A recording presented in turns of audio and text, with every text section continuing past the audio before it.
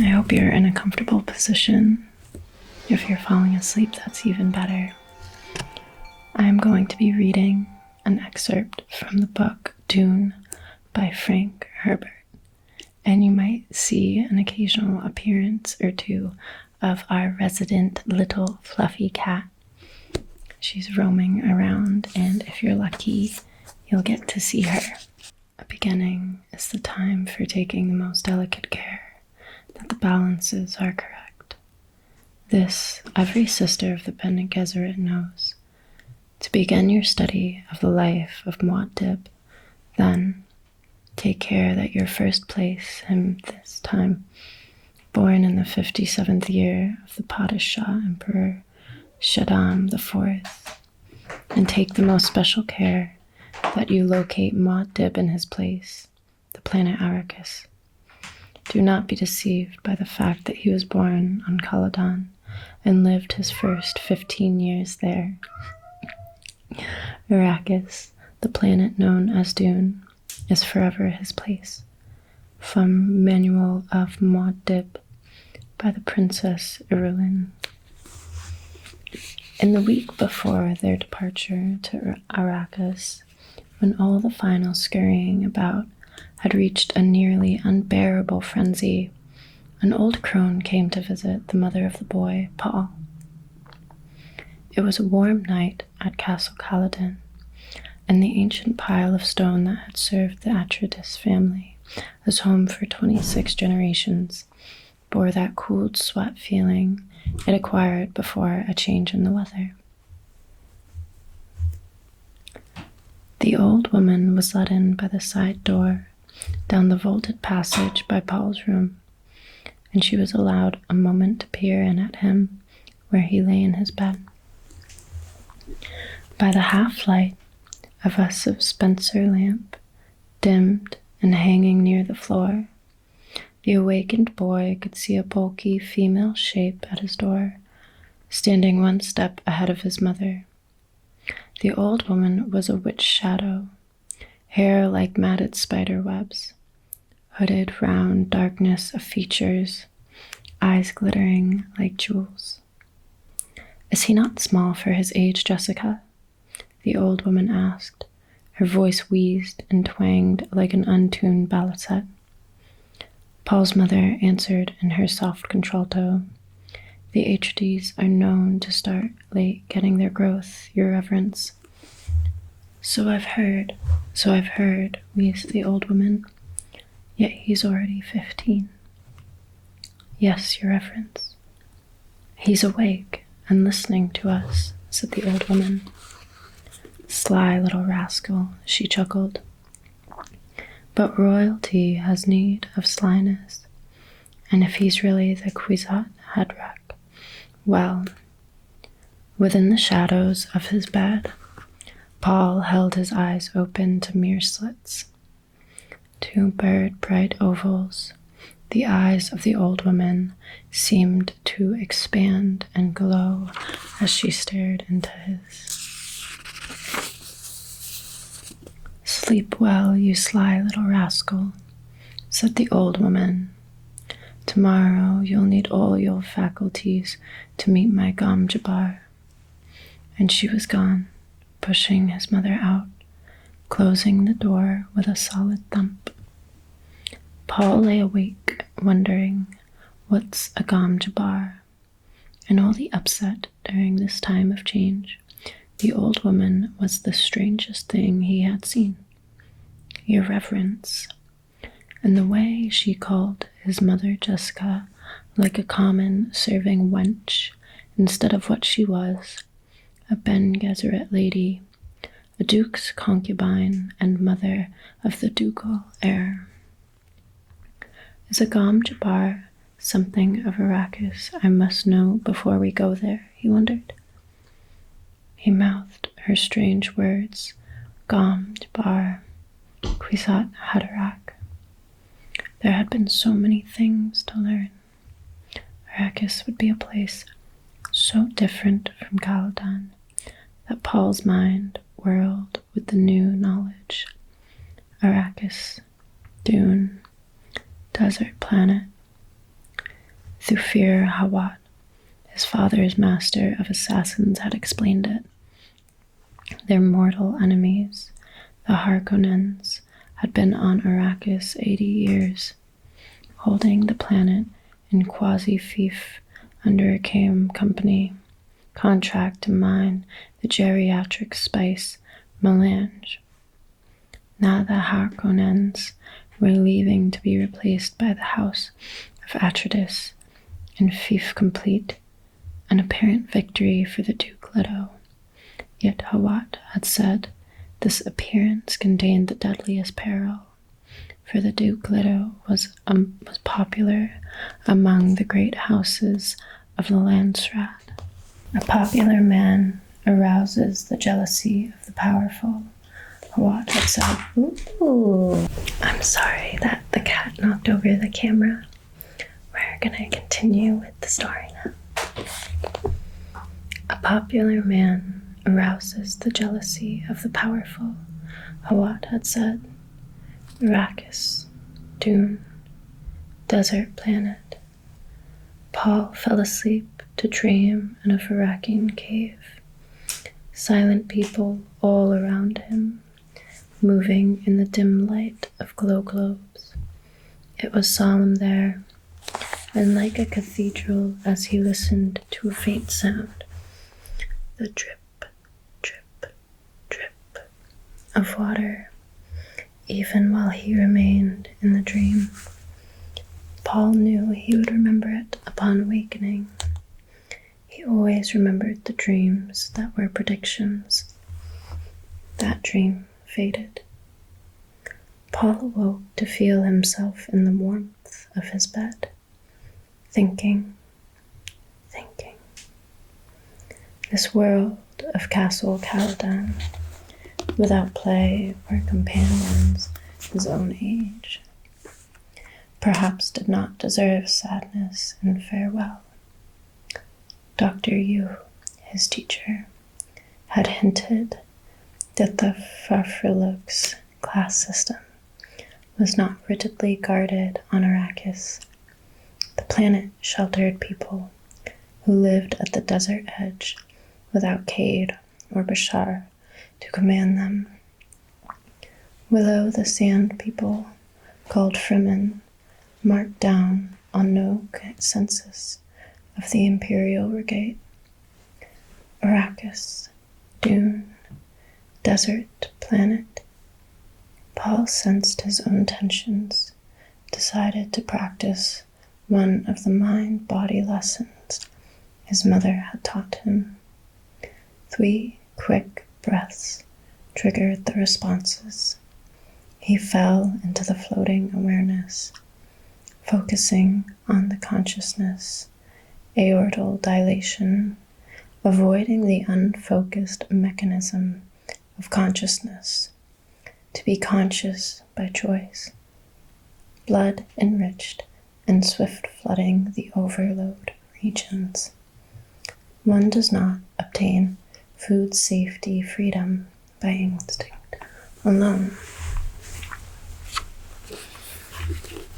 Animal consciousness does not extend beyond the given moment, nor into the idea that its victims may become extinct.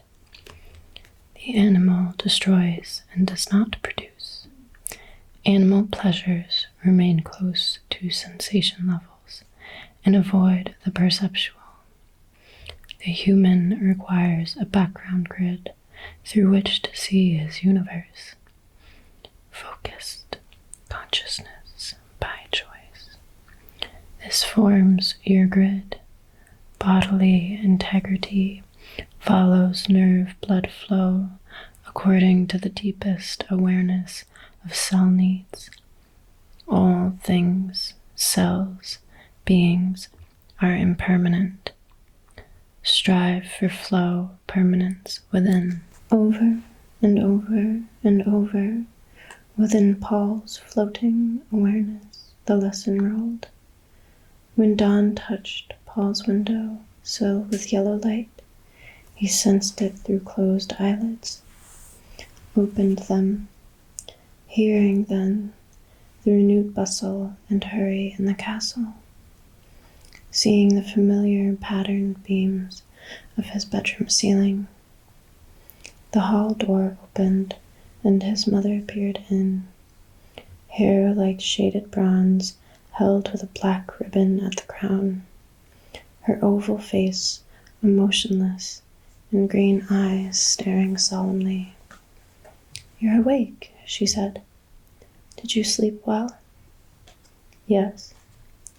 He studied the tallness of her, saw the hint of tension in her shoulders as she chose clothing for him from the closet racks. Another might have missed the tension, but she had trained him in the Bene Gesserit way, in the minutiae of observation. She turned, holding a semi-formal jacket for him. It carried the red atreus hot crest above the breast pocket. "Hurry and dress," she said. "Reverend Mother is waiting." "I dreamed of her once," Paul said. "Who is she?" "She was my teacher at the Bene Gesserit school.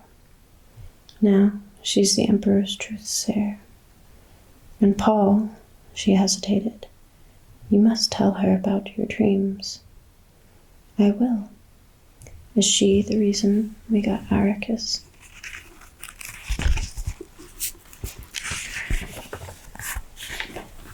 "We did not get Arrakis." Jessica flicked dust from a pair of trousers, hung them with the jacket on the dressing stand beside his bed. "Don't keep Reverend Mother waiting." Paul sat up, hugged his knees. "What's a jabbar?" Again the training she had given him exposed her almost invisible hesitation, and nervous betrayal he felt as fear. Jessica crossed to the window, flung wide the draperies, stared across the river orchard toward Mount Sibi. "You'll learn about the jabbar soon enough," she said. He heard the fear in her voice and wondered at it. Jessica spoke without turning. "The Reverend Mother is waiting in my morning room. Please hurry." The Reverend Mother, Gaius Helen Mohiam, sat in a tapestry chair, watching mother and son approach. Windows on each side of her overlooked the curving southern bend of the river and the green farmlands of the Atreides family holding. But the Reverend Mother ignored the view. She was feeling her age this morning, more than a little petulant. She blamed it on space travel, an association with that abominable spacing guild and its secretive ways. But here was a mission that required personal attention from a Bene Gesserit with the sight. Even the Padishah, Emperor's truth-sayer, couldn't evade that responsibility when the duty call came. Damn that Jessica, the Reverend Mother thought. If only she'd borne us a girl as she was ordered to do. Jessica stopped 3 paces from the chair, dropped a small curtsy, a gentle flick of left hand along the line of her skirt. Paul gave the short bow his dancing master had taught, the one used when in doubt of another station. The nuances of Paul's greeting were not lost on the Reverend Mother. She said, "He's a cautious one, Jessica." Jessica's hand went to Paul's shoulder, tightened there. For a heartbeat, fear pulsed through her palm. Then she had herself under control. "Thus he has been taught, Your Reverence."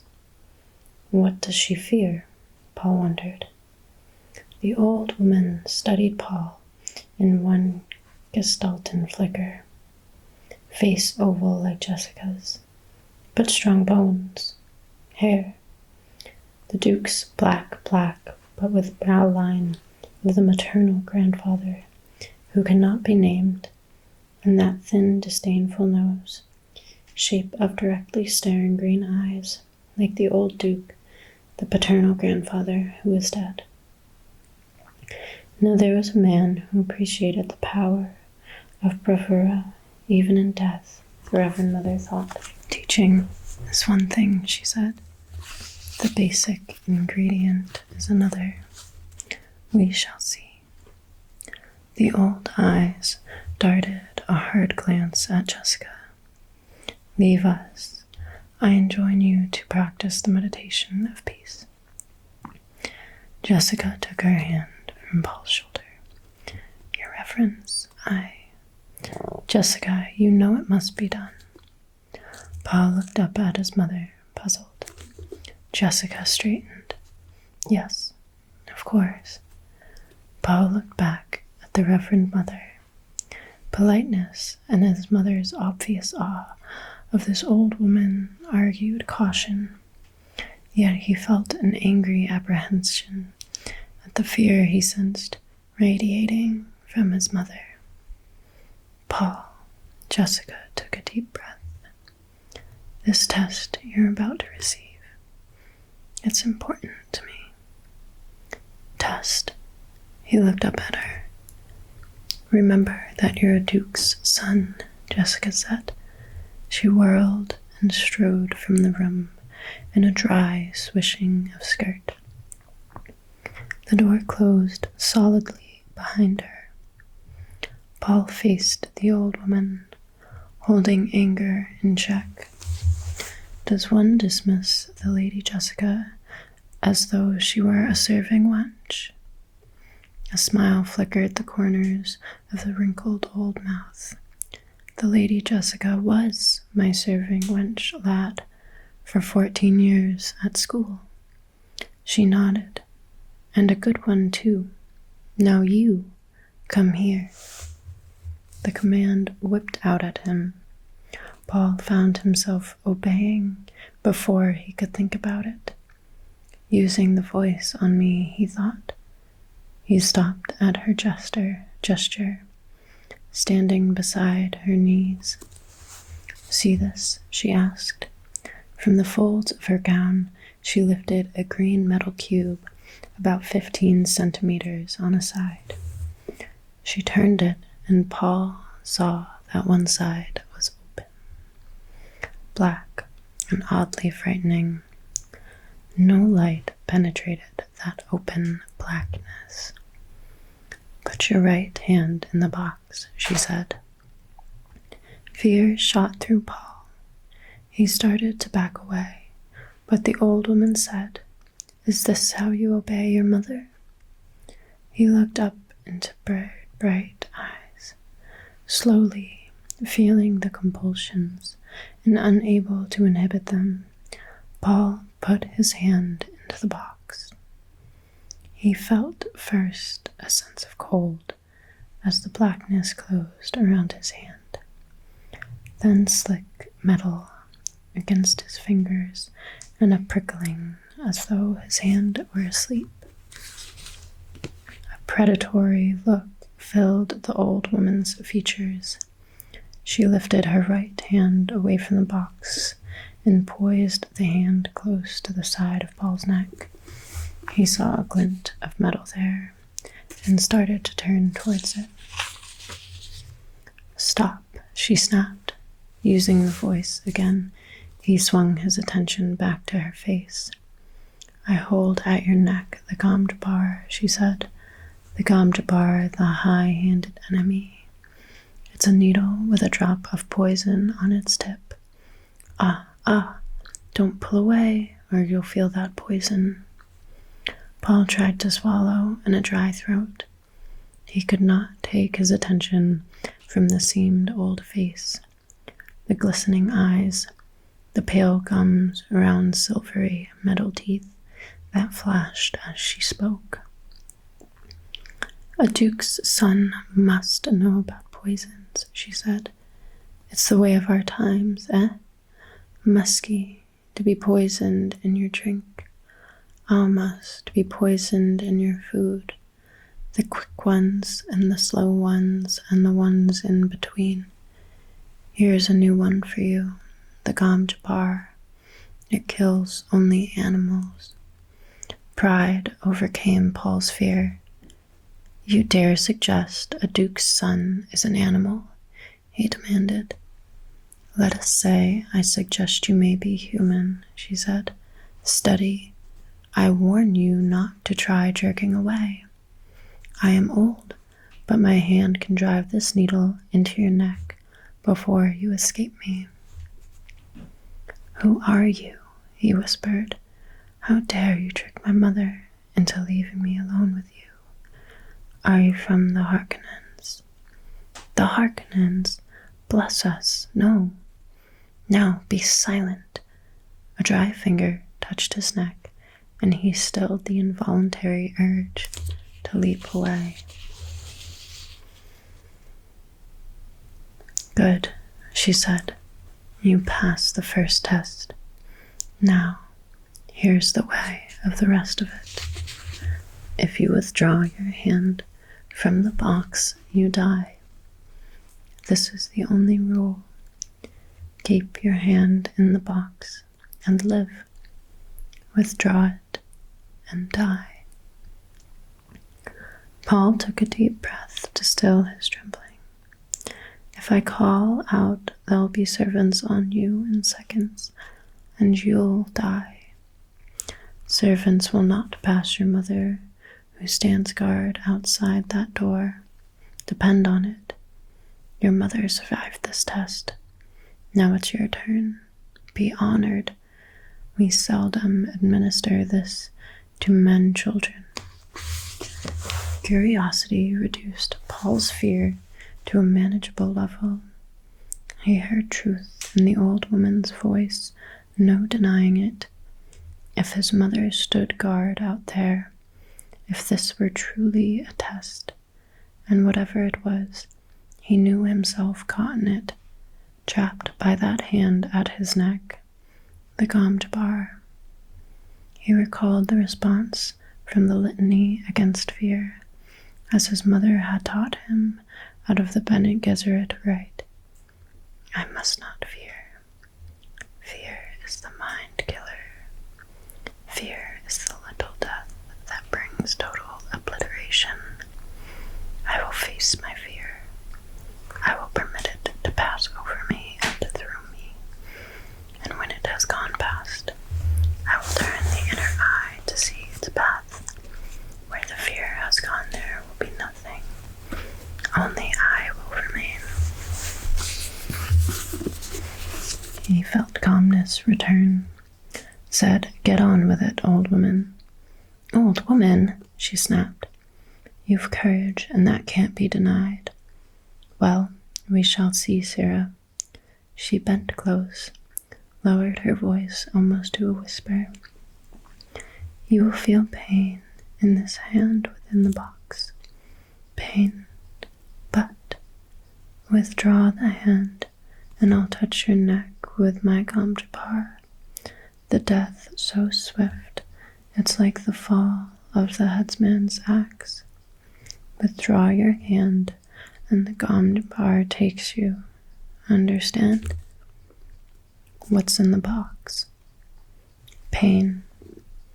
He felt increased tingling in his hand, pressed his lips tightly together. How could this be a test? He wondered. The tingling became an itch. The old woman said, You've heard of animals chewing off a leg to escape a trap. There's an animal kind of trick. A human would remain in a trap, endure the pain, feigning death that he might kill the trapper and remove a threat to his kind. The itch became the faintest burning. Why are you doing this? He demanded. To determine if you're human. Be silent. Paul clenched his left hand into a fist as the burning sensation increased in the other hand. It mounted slowly, heat upon heat upon heat. upon heat. He felt the fingernails of his free hand biting the palm. He tried to flex the fingers of the burning hand, but couldn't move them. "It burns," he whispers. Silence. Pain throbbed up his arm. Sweat stood out on his forehead. Every fiber cried out to withdraw the hand from that burning pit. But the jabbar, without turning his head, he tried to move his eyes to see that terrible needle poised beside his neck. He sensed that he was breathing in gasps, tried to slow his breaths, and he couldn't. Pain. His world emptied of everything except that hand immersed in agony. The ancient face, inches away, staring at him. His lips were so dry, he had difficulty separating them. The burning, the burning. He thought he could feel his skin curling black on that agonized hand, the flesh crisping and dropping away until only charred bones remained. It stopped, as though a switch had been turned off. The pain stopped.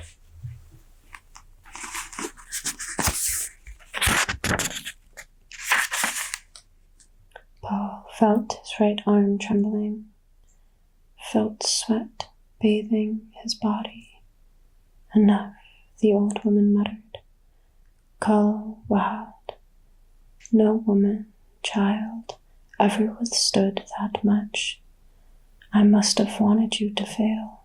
She leaned back, withdrawing the jabbar from the side of his neck. "Take your hand from the box, young human, and look at it."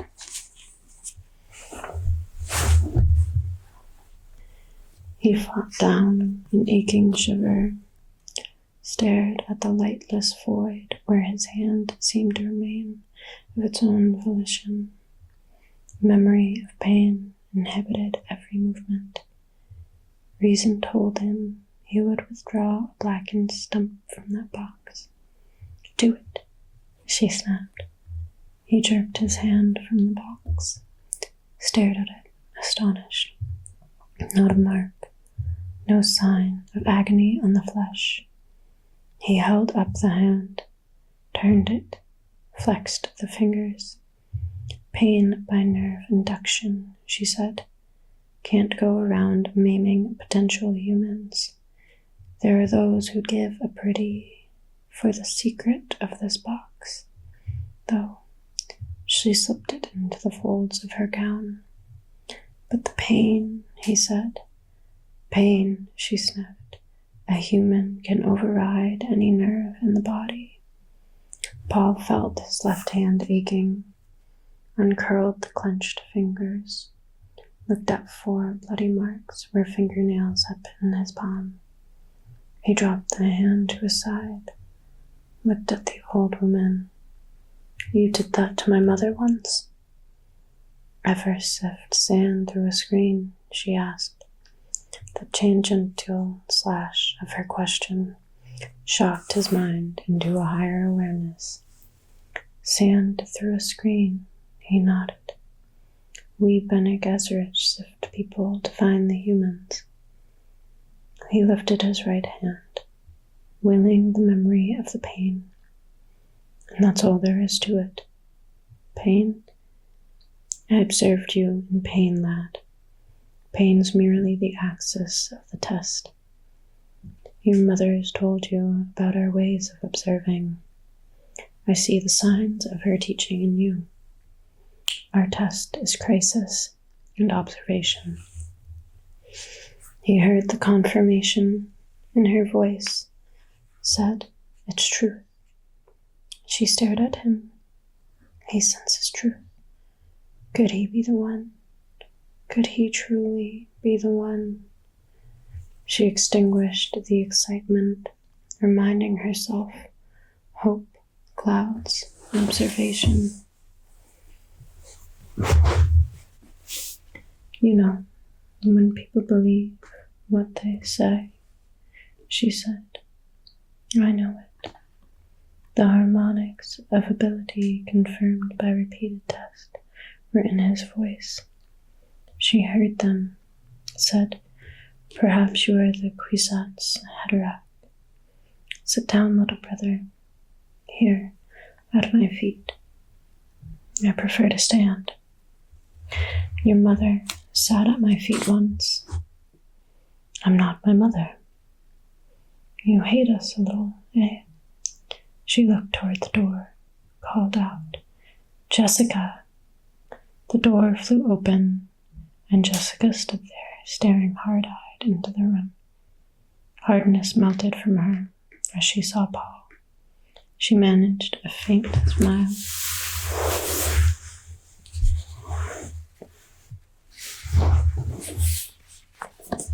Jessica, have you ever stopped hating me? The old woman asked. I both love and hate you, Jessica said. The hate, that's from pains I must never forget. The love, that's just the basic fact, the old woman said, but her voice was gentle. You may come in now, but remain silent. Close that door and mind it that no one interrupts us. Jessica stepped into the room, closed the door, and stood with her back to it. My son lives, she thought. My son lives and is human. I knew he was, but he lives. Now I can go on living. The door felt hard and real against her back. Everything in the room was immediate and pressing against her senses. My son lives. Paul looked at his mother. She told the truth. He wanted to get away alone and think this experience through, but knew he could not leave until he was dismissed. The old woman had gained power over him. They spoke truth. His mother had undergone this test. There must be terrible purpose in it. The pain and fear had been terrible. He understood terrible purposes. They drove against all odds. They were their own necessity. Paul felt that he had been infected with terrible purpose. He did not know yet what the terrible purpose was. Some day, lad, the old woman said, you too may have to stand outside a door like that. It takes a measure of doing. Paul looked down at the hand that had known pain, then up to the Reverend Mother. The sound of her voice had contained a difference than from any other voice in his experience. The words were outlined in brilliance. There was an edge to them. He felt that any question he might ask her would bring an answer that could lift him out of his flesh world into something greater. Why do you test for humans, he asked. To set you free. Free. Once men turned their thinking over to machines in the hope that this would set them free. But that only permitted other men with machines to enslave them.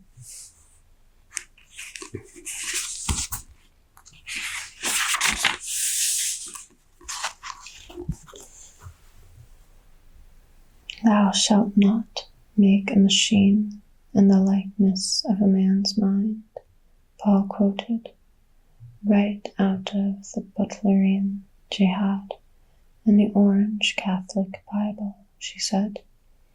But what the OC Bible should have said is, thou shalt not make a machine to counterfeit a human mind. Have you studied the Mentat in your service? I've studied with Thufir Hawat. The great revolt took away a crutch, she said. It forced human minds to develop. Schools were started to train human dance.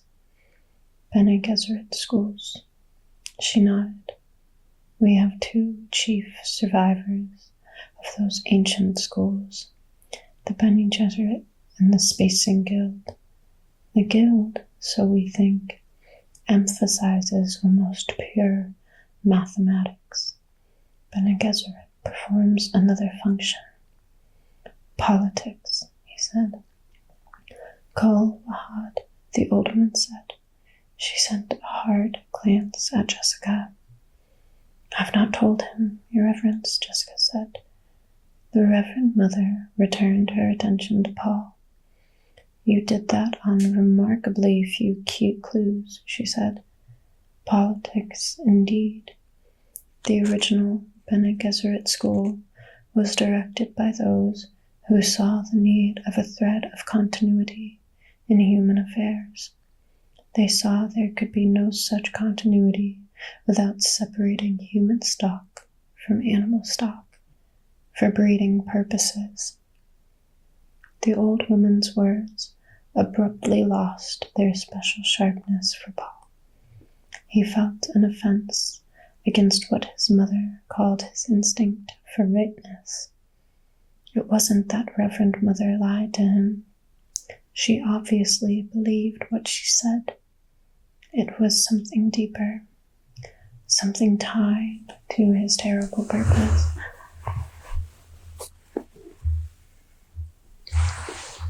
He said, but my mother tells me many Bene Gesserit of the schools don't know their ancestry. The genetic lines are always in our records, she said. Your mother knows that either she's of Bene Gesserit descent or her stock was acceptable in itself. Then why couldn't she know who her parents are? Some do, many don't. We might, for example, have wanted to breed her to a close relative to set up a dominant in some genetic traits. We have many reasons. Again, Paul felt the offense against rightness. He said, you take a lot on yourselves. The Reverend Mother stared at him, wondering, did I hear criticism in his voice? We carry a heavy burden, she said. Paul felt himself coming more and more out of the shock of the test.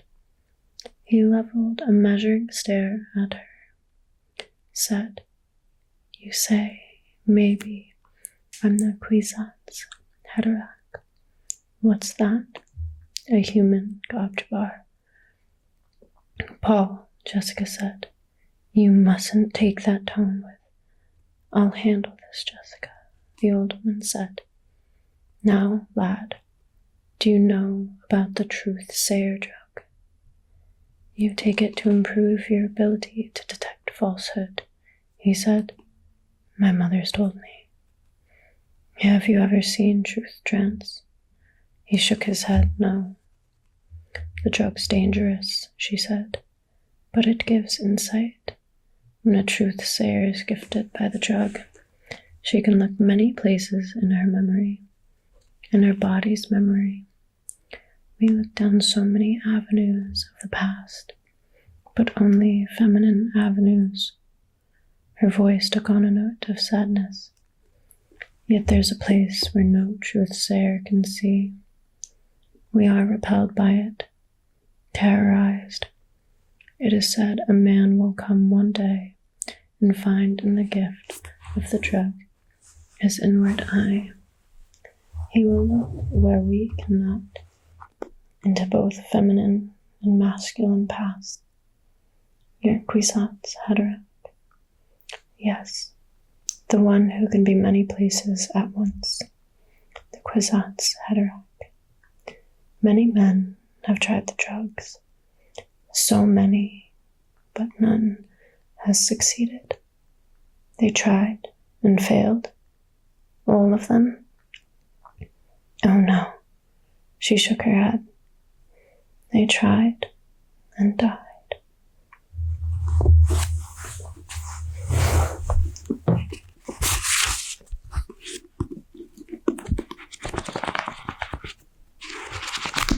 Thank you.